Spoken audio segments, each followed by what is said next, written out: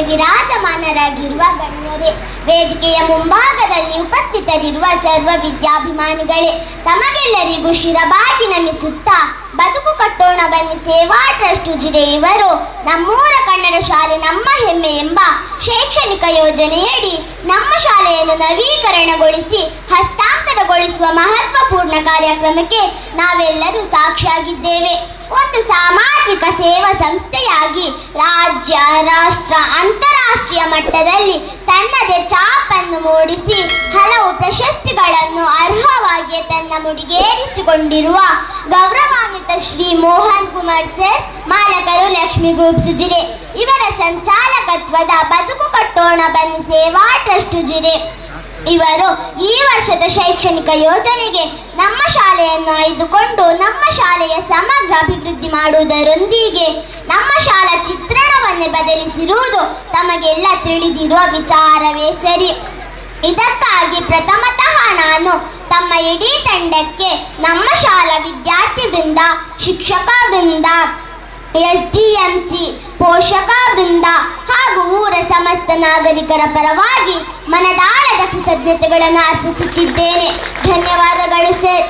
ವ್ಯಕ್ತಿಯ ವ್ಯಕ್ತಿತ್ವ ರೂಪುಗೊಳ್ಳುವುದು ಮಾತಿನಿಂದಲ್ಲ, ನಡವಳಿಕೆಯಿಂದ. ಆದರ್ಶ ನಡವಳಿಕೆ ಹೊಂದಿದವನು ಲೋಕದ ಜನಕ್ಕೆ ಮಾರ್ಗದರ್ಶನದ ಗುರುವಾಗುತ್ತಾನೆ. ಅವನು ಕೇವಲ ಉಪದೇಶ ಮಾಡುವುದಿಲ್ಲ, ನಡೆದು ತೋರುತ್ತಾನೆ, ಲೋಕಕ್ಕೆ ಉಪಕಾರ ಮಾಡುತ್ತಾನೆ. ಆದರೆ ತಾನು ಉಪಕಾರ ಮಾಡುತ್ತಿದ್ದೇನೆಂಬ ಗರ್ವ ಅವನಲ್ಲಿರುವುದಿಲ್ಲ.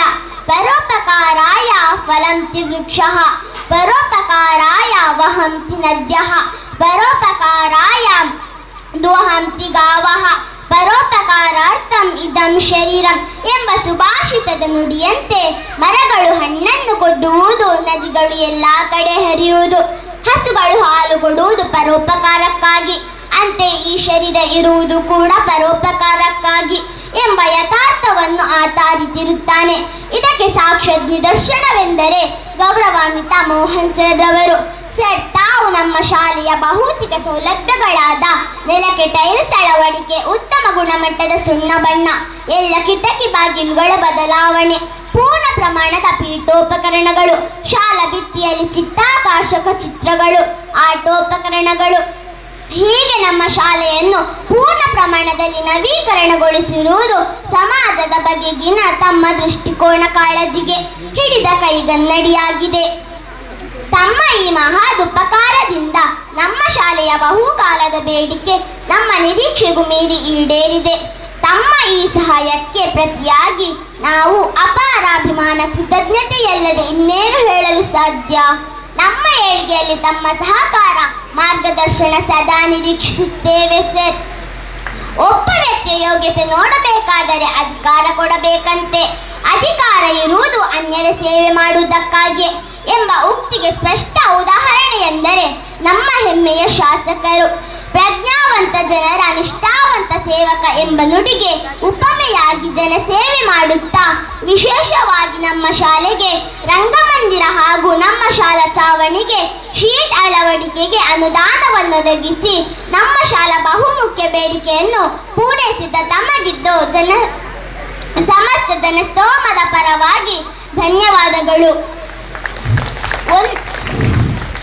ಒಂದು ಗಿಡ ಸೊಂಪಾಗಿ ಬೆಳೆಯಬೇಕಾದರೆ ಗೊಬ್ಬರವನ್ನು ಗಿಡದ ಬುಡಕ್ಕೆ ಇಡಬೇಕು, ತುದಿಗಲ್ಲ ಅಲ್ಲವೇ? ಅಂತೆಯೇ ಭವ್ಯ ಭಾರತದ ಭವಿಷ್ಯ ನಮ್ಮಂತಹ ಪುಟ್ಟ ಮಕ್ಕಳ ಏಳಿಗೆಯಲ್ಲಿ ಅಡಗಿದೆ ಎಂಬ ಸತ್ಯವನ್ನು ಅರಿತು ನಮ್ಮ ವಿದ್ಯೆಗೆ ಪೂರಕ ಸನ್ನಿವೇಶವನ್ನು ಒದಗಿಸಿರುವ ಎಲ್ಲ ದಾನಿಗಳು, ವಿಶೇಷವಾಗಿ ನಮ್ಮ ಶಾಲೆಗೆ ಬೆಂಬಲವಾಗಿ ನಿಂತಿರುವ ಗ್ರಾಮ ಪಂಚಾಯತ್ ಬೆಳಾಲು, ಚಿತ್ತಾರ ಯುವಶಕ್ತಿ ಗೆಳೆಯರ ಬಳಗ, ವಿವೇಕ ಹಳೆ ವಿದ್ಯಾರ್ಥಿ ಸಂಘ, ಊರಿನ ಎಲ್ಲ ದಾನಿಗಳು, ತಮಗೆಲ್ಲರಿಗೂ ಹೃದಯಪೂರ್ವಕ ವಂದನೆಗಳು. ತಮ್ಮೆಲ್ಲರ ಸಹಕಾರ, ಮಾರ್ಗದರ್ಶನ ನಮ್ಮ ಶಾಲೆಗೆ ಹೀಗೆಯೇ ಇರಲಿ ಎಂಬ ಆಶಯದೊಂದಿಗೆ ಅವಕಾಶಕ್ಕಾಗಿ ವಂದನೆಗಳು. ನೀವು ಮಕ್ಕಳೊಮ್ಮೆ ಎಲ್ಲರೂ ದೊಡ್ಡವರು ಎದ್ದು ನಿಲ್ಲಿ ನೋಡ. ನಮ್ಮ ದೇಶದ ಭವಿಷ್ಯ ಇಂಥವಳ ಕೈಯಲ್ಲಿ ಇದೆ ಅಂತ ಅವಳು ಹೇಳಿದ್ದಾಳೆ. ನೀವು ಒಂದು ಚಪ್ಪಾಳೆ ಕೊಡ್ಲಿಕ್ಕೆ ನಾವು ನಿಮ್ಗೆ ಹೇಳ್ಬೇಕಲ್ವಾ? ನೋಡ ಮಹಿಳೆಯರು, ಜೋರಾದ ಚಪ್ಪಾಳೆ ಬರಲಿ.